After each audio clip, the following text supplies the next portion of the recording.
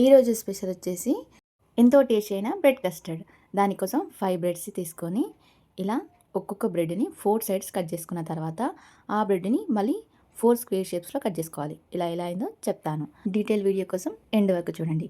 ఒక ప్యాన్ తీసుకొని అందులో వాటర్ పోసుకోవాలి. దాని తర్వాత కొద్దిగా మిల్క్ పోసుకున్న తర్వాత ఆ కొద్ది మిల్క్లోంచి ఇంకాస్త కొద్దిగా మిల్క్ పక్కకు తీసి కస్టర్డ్ పౌడర్ వేసుకొని ఇలా లుండలు లేకుండా కలుపుకోవాలి.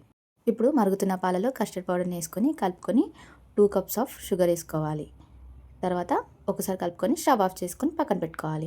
ఇప్పుడు మరో ప్యాన్లో 3 టేబుల్ స్పూన్ ఆఫ్ ఆయిల్ పోసుకొని అందులో 1 స్పూన్ గీ వేసుకొని ఇప్పుడు మనం కట్ చేసి పెట్టుకున్న బ్రెడ్ పీసెస్ని అందులో వేసుకొని 2 సైడ్స్ టర్న్ చేస్తూ ఇలా కంప్లీట్గా గోల్డెన్ కలర్ వచ్చిన తర్వాత పక్కన తీసుకోవాలి.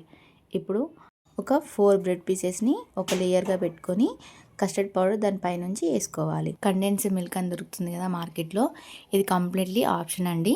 ఇది ఎక్కువ స్వీట్ ఉండడానికి మాత్రమే అండి. ఇది మీ దగ్గర లేకపోయినా కానీ ఏం పర్లేదు, అల్టిమేట్ టేస్ట్ వస్తుంది నార్మల్ షుగర్ వాడుకున్నా కానీ. ఇప్పుడు బాదం కాజుని పైనుంచి వేసుకొని ఫ్రిడ్జ్లో ఒక 2 అవర్స్ పెట్టుకుంటే చాలు. ఎంతో టేస్టీ అయిన milk bread custard ready. So భావన కిచెన్ రెసిపీస్ని లైక్ చేయండి, షేర్ చేయండి, సపోర్ట్ చేయండి.